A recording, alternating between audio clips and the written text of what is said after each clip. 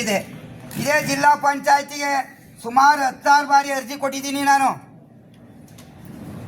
ನೆರವು ಯೋಜನೆ ಕಾಮಗಾರಿಯನ್ನು ಸಾರ್ವಜನಿಕರ ಕೈಲಿ ಯಾವುದೂ ಮಾಡಿಸಿಲ್ಲ ಇಲ್ಲಿವರೆಗೆ.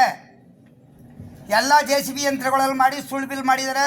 ಶುಂಠಿ ಕೆಲಸ ಕಾಮಗಾರಿಗೆ ಹೋಗೋರ ಫೋಟೋ ತೆಗೆದುಬಿಟ್ಟು ಅವ್ರ ಹೆಸರಿಗೆ ಹಣ ಹಾಕಿದ್ದಾರೆ. ಇದೇ CS ಅವ್ರಿಗೆ ಬೇಕಾದಷ್ಟು ಸಾರಿ ಅರ್ಜಿ ಸಲ್ಲಿಸಿದ್ದೀನಿ. ಅರ್ಜಿ ಸಲ್ಲಿಸಿದ್ರು ಯಾವುದೇ ಕ್ರಮ ತಗೊಂಡಿಲ್ಲ.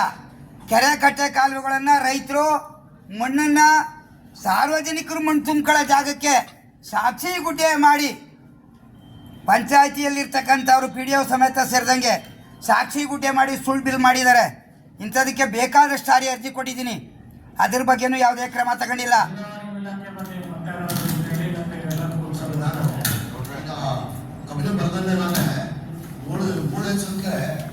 ಸರ್, ನರೇಗಾ ಯೋಜನೆ ಕಾಮಗಾರಿಯನ್ನು ಯಾವುದನ್ನು ನೀವು ಕಾಲುವೆ ಕೆರೆ ಕಟ್ಟೆ ಮಾಡೋಕ್ಕೆ ಅವಶ್ಯಕತೆ ಇಲ್ಲ.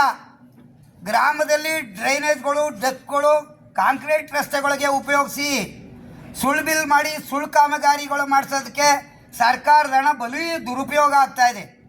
ಅದನ್ನು ಆಗಬಾರ್ದು ಅಂತೇಳಿ ತಮ್ಮಲ್ಲಿ ನನ್ನ ಮನವಿ. ನಾನು ಹುಣಸೂರು ತಾಲೂಕು